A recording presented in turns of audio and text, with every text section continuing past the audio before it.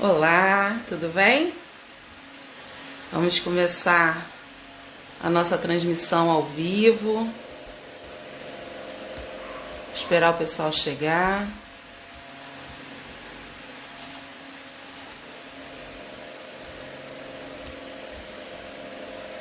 Estou aqui pelo Facebook, também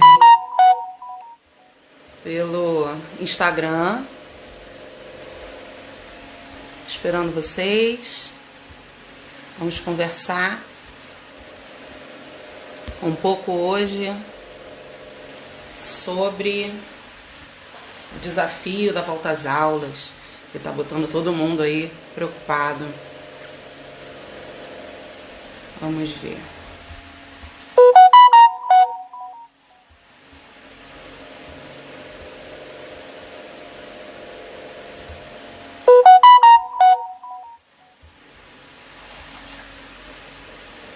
Vamos ver quem vai chegando.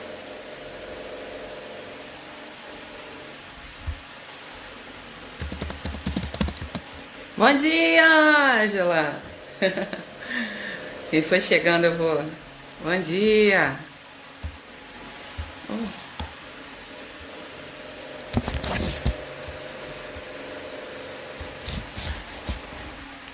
E que sem querer eu ia desligar. Bom dia, Carla! Também tá chegando.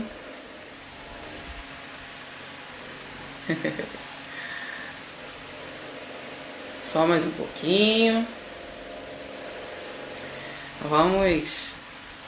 Vamos começar a conversar com esses novos meios que a gente pode estar compartilhando nesse momento, né? Até se vendo sem máscara, porque agora a realidade é outra, diferente. Então a gente precisa se adaptar. Vocês estão me ouvindo bem? Bom dia, Camila! Vocês estão me ouvindo bem? Dá um joinha aí para eu saber que vocês estão me ouvindo bem, que o som tá bom. Para eu não ficar assim, ah, meu Deus, será que estão me ouvindo? Não estão me ouvindo? O microfone tá funcionando? Ah, então tá bom. Então tá bom, show. Bem, então vamos começando devagarinho e aí a gente vai caminhando nessa minha primeira experiência desse online, né? Via Facebook, via Instagram. Então às vezes eu vou estar olhando para uma câmera, às vezes para outra, né? Tô tentando aqui me localizar com as tecnologias. Mas vamos em frente.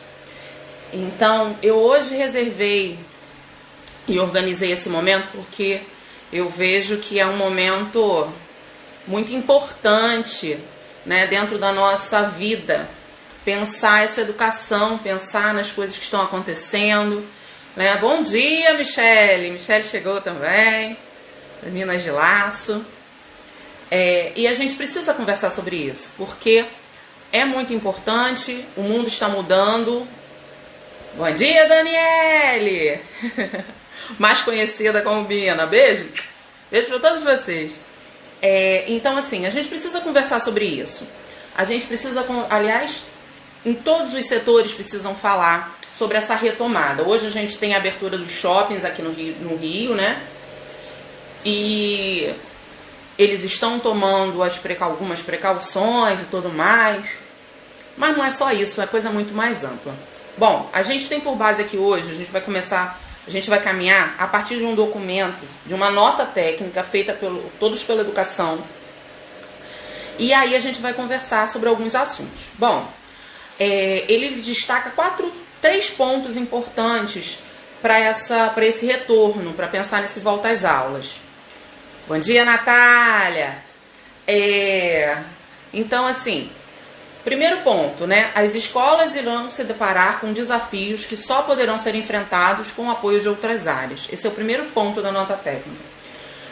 É fundamental, nesse momento, que a saúde, que a assistência social, que, no caso do público, a fazenda, bom dia, Elaine, comecem a conversar sobre esse retorno. A saúde, principalmente. Por quê? Porque a gente vai viver esse momento do novo normal, né? O novo normal quer dizer o quê? As coisas não serão como eram até o dia 13 de março. Não vão ser, não tem como ser mais, né? Precisa decidir e definir como serão os parâmetros. O que a escola precisa ter? Como precisa ser essa entrada? Vamos ter que verificar a temperatura de todos que chegam? Né? Provavelmente sim. Desinfectar os sapatos? Todos de máscara? Sem máscara? Com aquele protetor de face também, para o professor, de repente?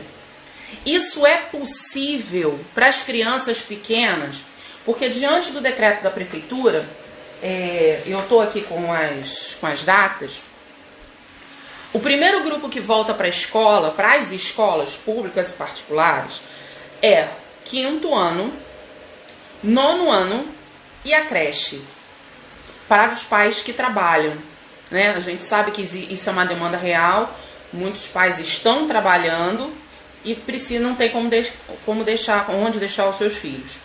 E a creche vai até a criança de 3 anos, né? De 0 a 3 anos. Só que o que precisa ser definido é como vai ser esse acolhimento. Porque não dá para numa sala ter 25, 26 crianças e 5 agentes, né? Isso é uma aglomeração. E a gente ainda vive o fato de se separar da aglomeração, de não ter aglomeração, de não proporcionar aglomeração. Então isso é muito importante. Como é que a gente vai fazer? Como é que vai ser esse acolhimento dessa família, dessa criança? Porque a gente sabe, não é recomendado criança com menos de 2 anos usar máscara, né? E como é que vai ser isso? A saúde é que precisa, neste momento, conversar com a educação e nos dar a direção, né? Infelizmente, a gente vive uma realidade meio estranha, que a gente ainda não tem esse parecer. Eu acho, independente da data de retorno, né? Estamos todos muito apreensivos, isso já deveria estar em discussão, isso já deveria estar sendo escrito, né? Porque não é para cada um fazer o que está na sua cabeça. Nós somos profissionais de educação, né? Eu sou professora, eu sou psicopedagoga, mas eu não sou um profissional da área de saúde relacionada a esse tipo de conduta. A gente precisa de orientação, até para receber essas crianças com o máximo de segurança possível, seja ela na idade que for. Então, teoricamente, na fase 3, que seria por volta do dia 2/7, porque as fases dentro do decreto do Rio de Janeiro são de 15 em 15 dias, e a gente ainda está dando a fase 1, né? Algumas coisas foram mexidas, toda hora isso sofre modificação. Mas a ideia é essa. Então, na fase 3, a partir de 2/7, voltam esse primeiro grupo. Na fase 4, que seria a partir do dia 17/7, volta a pré-escola, que seriam as crianças de 4 e 5 anos, e o 1º e 2º ano. Isso na fase 4. Na fase 5, que seria a última, aí é a reabertura do 3º e 4º ano, que seria já no dia 1/8. E na fase 6, escolas e universidades integralmente, sem aglomeração. Mas nada disso ainda tem essa baliza, e isso muito me preocupa, né? A gente precisa enfrentar esse desafio. Vocês podem mandar pergunta também, tá, gente? Que eu tô vendo vocês podem perguntar, vocês podem, que aí eu vou respondendo à medida do possível. Então, assim, esses desafios existem. A gente tem outros também. A gente tem uma questão gravíssima, que é a questão da evasão escolar. Muitas famílias estão tirando as crianças da escola, né? E isso é muito importante, isso é muito preocupante também. A gente tem também a questão do abandono mesmo, da questão da aprendizagem, a preocupação também com o desenvolvimento, nem em relação à aprendizagem exatamente, mas o desenvolvimento dessa criança, porque o desenvolvimento ele é global. E hoje há uma preocupação muito grande entre todos as pessoas que tratam de educação com essa criança que volta, com esse aluno que volta e com as suas questões emocionais, que com certeza estarão mexidas. Hoje a gente já está chegando a 40 mil mortos. Muitas pessoas perderam pessoas da sua família. E às vezes a pessoa que perdeu era justamente aquela que sustentava financeiramente a sua casa. E isso é uma coisa muito importante, muito relevante. Há uma mudança grande dentro dessa casa, né? Em contrapartida, a gente tem também aqueles que ficaram em casa que provavelmente podem desenvolver síndromes, pânico, nessa hora desse retorno. Então são questões que a educação não dá conta sozinha. A gente dá conta já de muita coisa. Vocês concordam comigo? A gente dá conta de muita coisa mesmo. Mas a gente não dá conta de tudo. A gente precisa de ajuda. Por isso é fundamental essa conduta. Até para que o responsável saiba como traz a criança para a escola nesse momento. A gente, enquanto escola, saber como a gente vai cuidar, tratar, acompanhar e devolver essa criança para a família com saúde. E nós também, porque ninguém está interessado em pegar coronavírus. Mas eu trago uma boa notícia agora, que eu acabei de ver no jornal, já fiquei contente de manhã e agora eu fiquei mais feliz ainda. De manhã cedo foi divulgado que a Fiocruz entrou na primeira fase de testes de vacina. E a gente sabe que a vacina é uma grande solução, é a solução que a gente precisa nesse momento de pandemia. Então, entrou na primeira fase. Eu fico feliz, porque se descobrirem lá fora, até chegar para o nosso país, até chegar à nossa casa, né, a nossa família, essa vacina vai demorar um pouco mais. Se for aqui, é melhor. E aí, o que acontece? Agora há pouco, acabou de dar no jornal, eu acho que isso tinha que ser noticiado fortemente, o Butantan, que é um instituto de São Paulo, entrou na fase 3 da vacina. A fase 3 é a fase final. É a fase que eles já começam a testar em pessoas e, se correr tudo bem, no começo de 2021 a gente já tem vacina no Brasil. E aí isso vai chegar na nossa casa, e aí isso vai chegar nas nossas escolas, e a gente vai poder voltar à nossa sonhada vida normal, né? Com todos os cuidados, porque a gente tem que tirar uma lição boa dessa pandemia. Eu acho que lavar as mãos, álcool em gel, a gente tem que continuar mantendo, mas é uma notícia maravilhosa. Se for no Butantan, rapidinho a gente recebe, né? Então, acho que é muita esperança, é uma notícia boa nesses momentos em que a gente fica realmente angustiado. Voltando a falar do ano letivo. Os impactos desse ano letivo, que não foi uma paradinha, né? O último dia de aula foi 13 de março, hoje já é dia 11 de junho. A gente não imaginava, eu não imaginava tanto tempo que a gente ficar suspenso. Então, esses impactos, eles serão grandes. E eu acredito que a resolução, que nós vamos, assim, conseguir resolver isso, conseguir, de certa forma, sanar esse vão imenso, a gente vai levar aí pelo menos uns 2 anos. Para, de fato, recuperar esse período com os alunos dentro da escola. Por quê? Nem todo mundo está tendo acesso a uma educação, a uma continuidade dessa educação. Eu não tenho tanta preocupação com relação a conceitos muito elevados, mas o estudar, o se manter estudando, se manter pesquisando, se interessando, são coisas muito importantes para as crianças e está sendo muito difícil. Eu tenho conversado com muitos pais, eu pedi aqui pelo Instagram, pelo Face, dúvidas, como é que está sendo o estudo online, e muitos relatos chegaram, e a gente conversando também pelo WhatsApp e tudo mais, muitos pais falam, assiste até a online, mas na hora de fazer atividade não quer, ou não quer nada, não está fazendo nada. Ontem um pai me pediu socorro, porque o menino não queria fazer nada, aí eu mandei um áudio para o menino, porque é importante a gente manter esse vínculo. A escola precisa manter o vínculo com a criança, e eu acho isso mais importante nesse momento.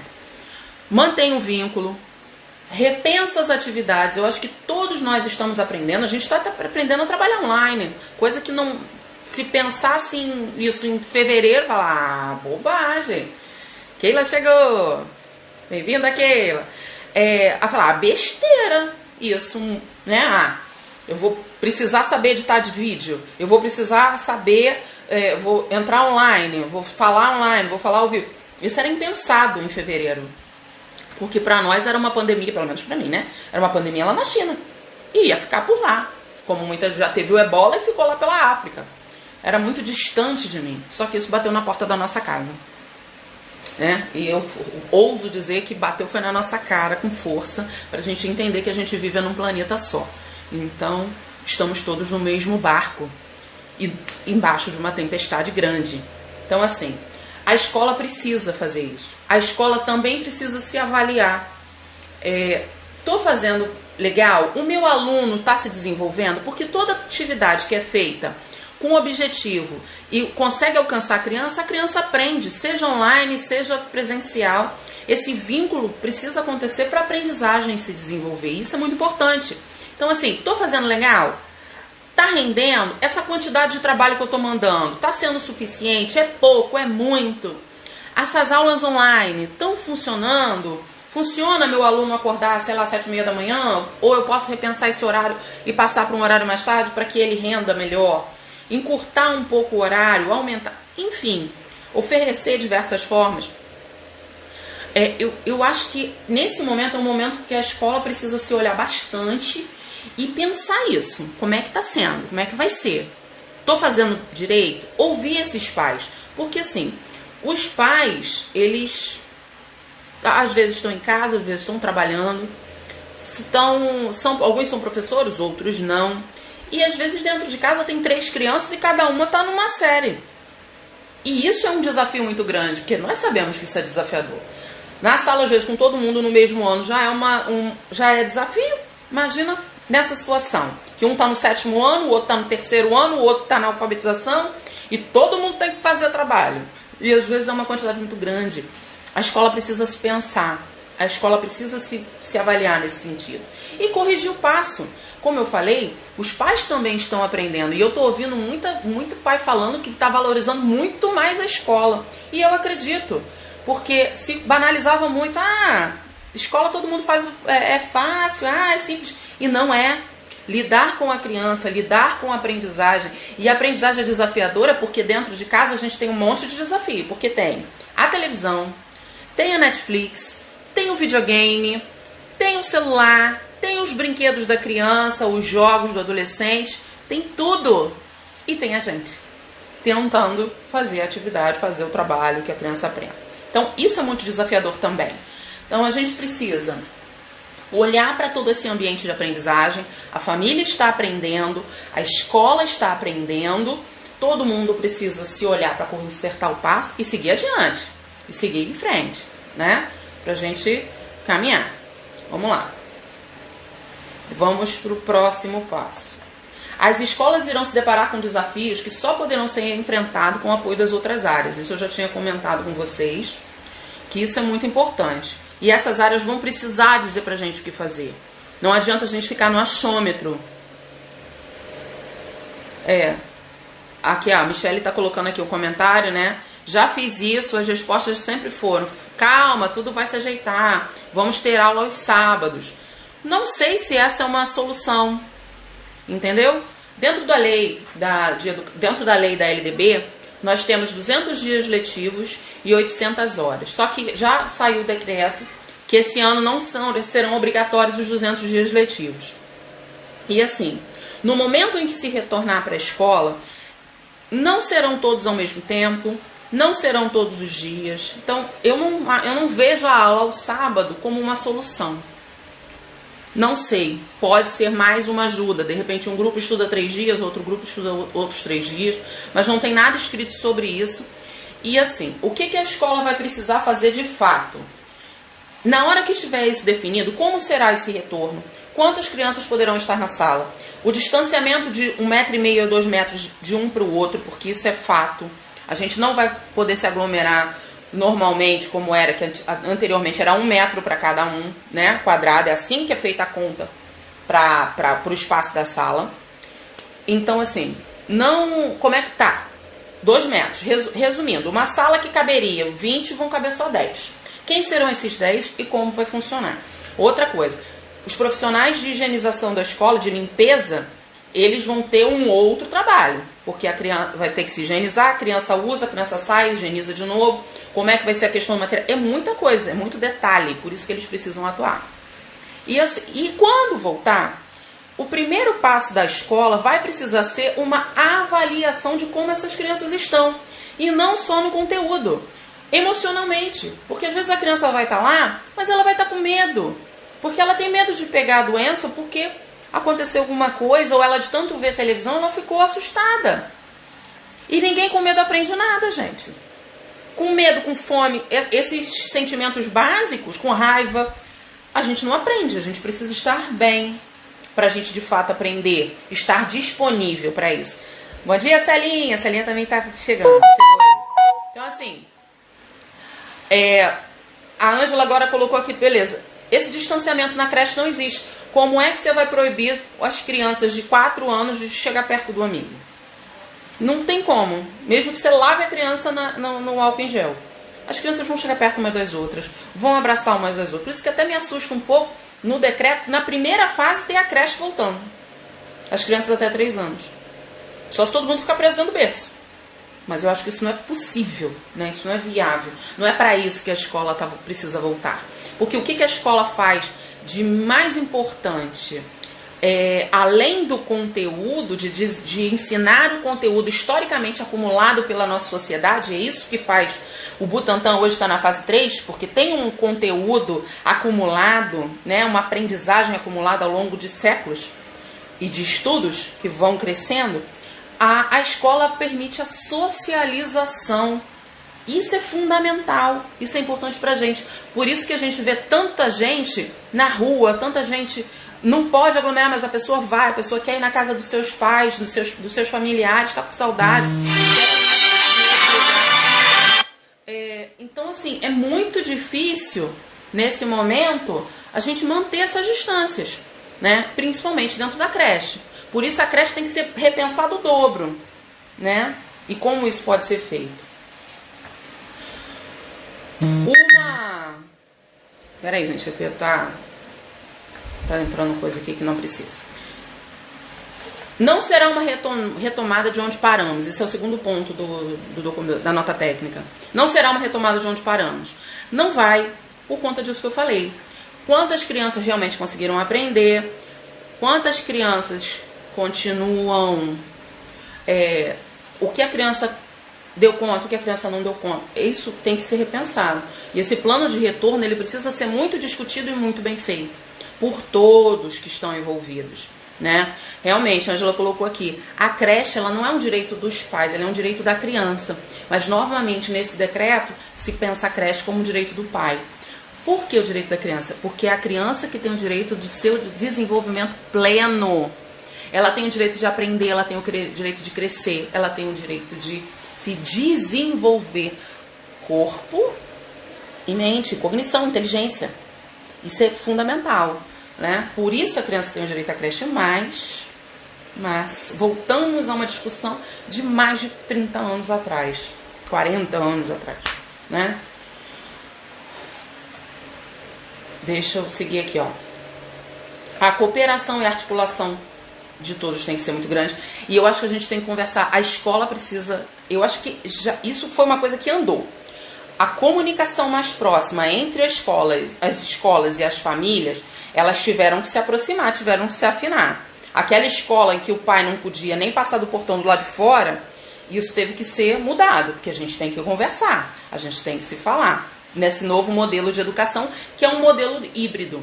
E eu penso também que qual seria um bom caminho para a escola? Manter esse modelo híbrido. Eu na escola que eu dirijo, né, eu sou gestora, o que eu estou fazendo? Tem um kit de atividades em folhinhas e as páginas do livro, mas tem um vídeo também no Facebook que os pais precisam e eu estou disponível no WhatsApp.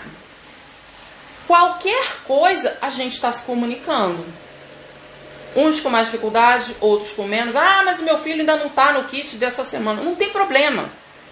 A criança tem que... O importante é manter a frequência do estudo. Não é que ela tenha que fazer naquele ritmo que a gente colocou para entregar as atividades. Não. A criança precisa... O importante é ela fazer, ela manter um vínculo bom com a escola. E se manter em atividade. Porque, gente, coordenação motora fina e uma série de coisas, ela precisa do exercício constante. Então ela não precisa fazer um monte de trabalho num dia só. Ela pode fazer um hoje, outro amanhã, outro depois de amanhã, e assim vai. É assim que a gente constrói a educação. O nosso cérebro, ele aprende mais e ele guarda mais se a gente estudar um pouco todos os dias, do que estudar o dia inteiro, 24 horas um dia, e passar 15 sem pegar em nada. Não adiantou nada. O seu cérebro não guardou nada. Nada. Que o nosso cérebro, ele é espertinho. Ele trabalha dessa forma. Ele guarda o que a gente usa e joga fora o que a gente não precisa. E isso ele faz com tudo e qualquer coisa. Então, por isso a necessidade da constância. É igual musculação. Quer fazer musculação, quer ter um resultado bacana, não adianta um dia na academia, né? Como eu já fiz muitas vezes. Vai um dia e some. Não, isso não serve de nada. O importante é a constância. Então, assim, a escola tem que conversar com essa família. Eu acredito muito também que a apreensão dos pais é enorme e tem uma necessidade de manter, e vão sentir a necessidade de manter essa criança em casa. Isso foi uma das perguntas que eu coloquei também no Face, no Insta. E manda a criança para a escola quando? Em julho, em agosto, em 2021? Todo mundo em 2021. Isso mostra o quê? As pessoas estão com medo, e tem razão, porque a gente nunca sabe como a gente pode reagir a esse vírus. Agora, a escola tem que dar opção. Eu acho bacana esse tipo de trabalho. Então você segue com esse trabalho. Segue com esse trabalho à distância, online, né? Para aqueles que não desejam retornar para a escola nesse momento. E aqueles que precisam voltar, porque tem uma galera que precisa voltar para a escola, para o chão da escola, esse volta. E vamos conduzindo esse processo. Bem-vinda, Chanase. E vamos conduzindo esse processo. Porque se a gente também não se torna maleável para encontrar as nossas soluções, como é que vai ser? A gente não pode ficar engessado. Esse é um momento de flexibilidade. Esse é um momento que a gente precisa entrar em diálogo e encontrar um consenso. Porque senão a gente não vai chegar a lugar algum. A gente vai ficar nessa confusão, numa briga, falando de faltas, falando de comunicação conceitual, e não vamos chegar a lugar nenhum. Porque uma coisa também é certa. Existe uma lei, que é a Lei 12.796 de 2013, que a partir dessa lei, as crianças a partir de 4 anos têm que estar matriculadas na escola. É obrigatório aos pais, né? Isso deveria ter vaga também para todo mundo, mas isso é outra discussão que dá uma tese de mestrado. E na última quinta-feira de maio, começa uma coisa chamada censo escolar, onde todas as escolas públicas e particulares têm que registrar todos os seus alunos naquele dia e ao final do ano informa o que aconteceu. Se ele continua na escola, se ele mudou de escola ou se ele abandonou. E esse ano é um ano que me preocupa muito, porque eu percebo o abandono gigantesco. Até porque muita gente está saindo da escola particular por N motivos, alguns financeiros, outros por causa da doença, ou outros por tudo, né? E não tem vaga na escola pública, que já não tinha antes, né? Então é um imbróglio que a gente vai precisar observar, que a gente não tem como resolver, quem tem que resolver isso é o poder público, de como encaminhar isso da melhor maneira.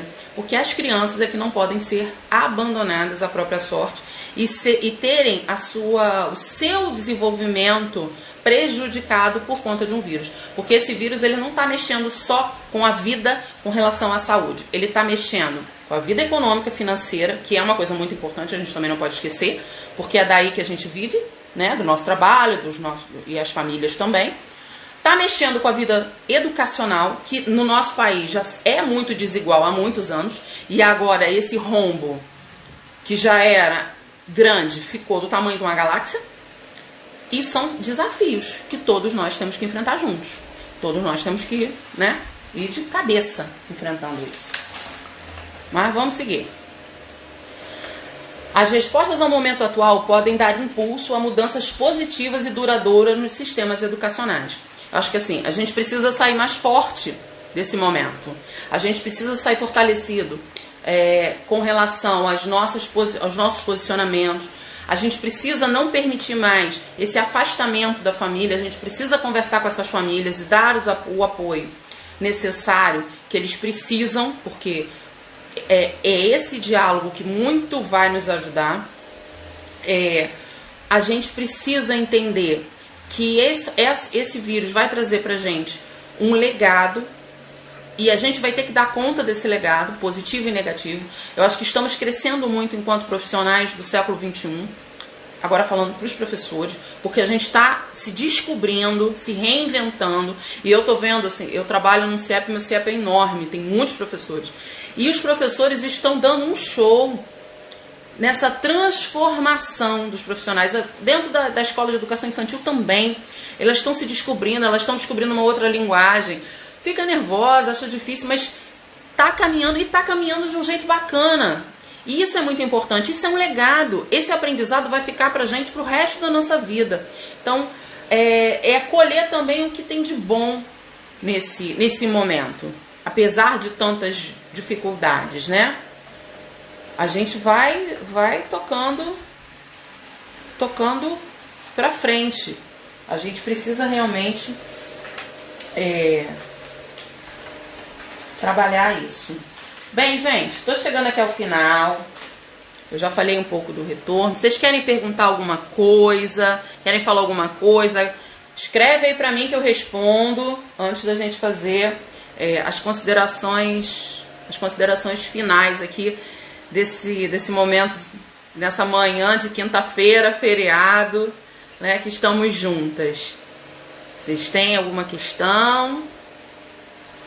Vocês podem comentar, né? Mande os comentários para mim. Depois esse vídeo vai estar salvo lá nas minhas mídias. Vocês gostaram? Dá um likezinho, manda para as amigas, para os amigos também, né? Aqui a Michelle colocou, né? Tá ainda esperando o posicionamento da escola das filhas. Ela tem 2 meninas gêmeas já no fundamental. Então, assim, só para relembrar, né? A gente começa com a abertura das escolas na fase 3, aqui no Rio. A fase 3 é por volta do dia 15 de junho ainda. Mas tudo pode mudar, né? E uma abertura integral mesmo a partir do dia 16/8 só e de agosto. Mas tudo pode mudar, toda hora os números mudam, toda hora eles mudam a forma, né? Eu como mãe, né? Eu acho assim, nesse primeiro momento, a Michelle já manda logo um tiro no peito, né? Que é qual a minha opinião sobre a volta às aulas como mãe. Eu ainda não vou mandar minha filha para a escola, nesse primeiro momento. Primeiro que não é a fase dela mesmo, né? É a partir de 4 anos. E a gente entende que as crianças muitas vezes não sofrem tanto com a doença, mas ela fica com a minha mãe que já é idosa, né? Então, é colocar a minha filha em risco e a minha mãe também em risco. Então, eu vou aguardar mais um pouco e ver como eles vão voltar, como eles vão voltando às aulas, como eles vão organizar esse movimento. A gente tem medo mesmo, e é para ter, porque não é toda criança que fica doente, mas fica doente, né? A gente teve um bebê na Inglaterra que o bebê tem um vídeo que o bebê estava brincando, 2 horas depois o bebê morreu. A criança é linda. Então, assim, eu acho que a gente tem que ter os cuidados. Por isso eu acho que a escola tem que oferecer esse modelo híbrido.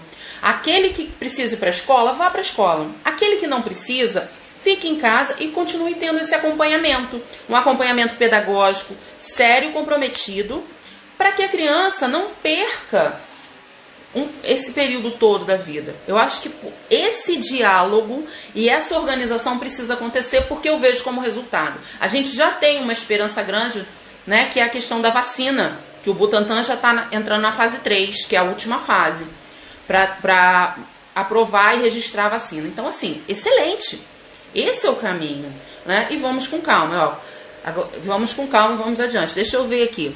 Ângela colocou: como que ficam os alunos que estão no 9º ano e no 3º ano do ensino médio? Esses vão voltar. A gente tem aí a dinâmica do Enem, que vai ser, não vai ser, vai ter, não vai ter, quando vai ser. Uma coisa é fato, uma coisa importante. Esse pessoal tem que correr atrás do prejuízo. Porque uma hora o Enem vai sair. Se não for na data prevista, vai ser no começo do próximo ano. Mas vai acontecer. Então, é se preparar, continuar estudando, porque eu vejo assim, principalmente quem tem interesse em concursos para universidades públicas ou para escolas técnicas públicas, se mantenha estudando como se a data do concurso fosse o mesmo, nada tivesse acontecido. E agora, se atrasar, você vai ganhar um tempo a mais para rever aquilo que não aprendeu. aquilo que ainda não deu conta. A gente sabe também que a desigualdade é uma coisa imensa, né? Nem todo mundo tem acesso à internet, nem todo mundo tem acesso a livro, não tem... teve um dia que eu vi uma reportagem do menino que ficava estudando no banco da praça para usar a internet do açougue, que era liberado, né? Então, a gente sabe que a desigualdade é imensa, por isso que eu falei, a desigualdade, ela só cresce. Ela era do tamanho do planeta Terra, agora ela é do tamanho de uma galáxia, né? Mas, lembrando que o mundo inteiro parou, não foi só o Brasil, não foi só o Rio de Janeiro, o mundo parou. Então, tá todo mundo sofrendo, tá todo mundo perdendo alguma coisa, né? E aí, por conta disso, eu acho que a gente tem que, assim, os meninos dessa idade, tomar posse do que de fato eles querem e correr atrás com os meios que eles têm. Se vai ser por livro, foca no livro. Se vai ser via WhatsApp, foca no WhatsApp.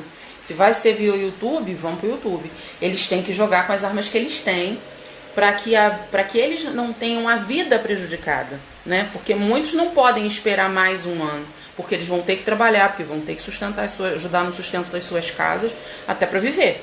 Então, assim, o objetivo, eu acho que o que eles precisam mesmo é ter esse foco na meta e correr atrás daquilo que eles precisam, porque infelizmente a gente não tem uma política pública generalizada que facilita ou que auxilia o bom desenvolvimento dos nossos meninos, principalmente os de baixa renda. Então, é um desafio grande e que, infelizmente, em muitos momentos se luta sozinho, né? Você tem apoio de algumas ONGs, algumas coisas que fazem uma diferença enorme, mas é uma luta meio solitária, né? Principalmente os meninos de comunidade. Bom, gente, pra gente não terminar assim, triste, eu trouxe uma frase de Paulo Freire que eu acho muito importante. Minha vontade de fazer um quadro com ela, sabe? Porque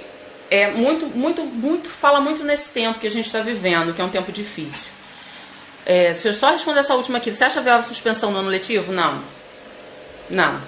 Não acho que seja uma solução. Porque você suspende, ano que vem tá todo mundo no mesmo ano e isso vai dar uma confusão ainda maior. Eu acho que não é o melhor caminho, não, suspender o ano. Até porque, por exemplo, educação infantil não tem caráter reprovatório, né? Dentro do nosso município do Rio de Janeiro. Primeiro, segundo, terceiro ano também não. Terceiro ano, só no terceiro ano da escola pública municipal que pode haver retenção. Então, assim, e eu também não acho que isso seja a solução. Suspende o ano. Não vai ter mais ano. Não sei, eu acredito muito mais nessa continuidade e de começar a se ter uma política um pouco mais comprometida com esse aluno, com essa criança, com esse jovem que precisa do seu desenvolvimento. Eu acho que ele tem que fazer isso e, a partir daí, começar a mudar um pouco essa cara dessa educação que a gente tem, ainda tão que faz tanta separação, né? Exclusão. Eu acho que isso precisa mudar. Já tem 20 anos o sistema de cotas, mais ou menos. Acho que é isso, já tem 20 anos. Em 2000 já tinha sistema de cota. Nós estamos em 2020. E, infelizmente, a gente ainda precisa de cota. Entendeu? O que deveria ser uma política pontual com uma correção se tornou uma política constante. Porque a gente continua ainda na mesma batalha. Então, assim, não vejo a suspensão do ano como solução. Vejo, sim, uma manutenção dessa aprendizagem. Mesmo que o menino não vá aprender sobre verbos intransitivos diretos esse ano, mas ele pode estar melhor na sua leitura, na sua interpretação. Ele pode aprender. A gente pode conversar sobre ver um jornal e, poxa, isso aqui é verdade mesmo? Ou não? Enxergar outros pontos de vista. Eu acho que a gente não pode abrir mão da educação. Por isso a gente não pode abrir mão do ano letivo. Que isso é o que nos mantém no eixo. A nós, sociedade. Por isso que eu não acho que seja bacana essa suspensão, não. Tá bom? Respondido, Ângela? Deixa eu ler a frase do Paulo Freire para vocês, para poder a gente ir concluindo hoje. É preciso ter esperança. Mas ter esperança do verbo esperançar. Porque tem gente que tem esperança do verbo esperar. E esperança do verbo esperar não é esperança, é espera. Esperança é se levantar, e ir atrás. Esperança é construir. Esperança é não desistir. E é isso que eu digo pra gente hoje. Não vamos desistir. Acredito nessa educação. Acredito nessa escola pública de qualidade. Acredito nessa escola de educação infantil com um trabalho sério, um trabalho comprometido. Primeiro com a pessoa. A gente precisa aprender, enquanto sociedade, a se comprometer com as pessoas e com os seres humanos. E não simplesmente com números, não simplesmente com coisas com financeiro. A gente tem que se comprometer com a pessoa. Por isso é importante, por isso a escola é importante. Porque a escola muda o mundo. Tá bom? Então, gente, ó, um beijo para todas vocês que participaram comigo, né? Camila, Evelyn, Michele, Ângela, Celinha, Elaine, Natália, né? Keila, tantas pessoas participaram aqui comigo. Muito obrigada. A gente teremos outras lives por aí e até a próxima, viu? Fiquem com Deus, ó. Me sigam, viu? No Instagram, no Face. Vamos junto. Sim, o sujeito é o mais importante.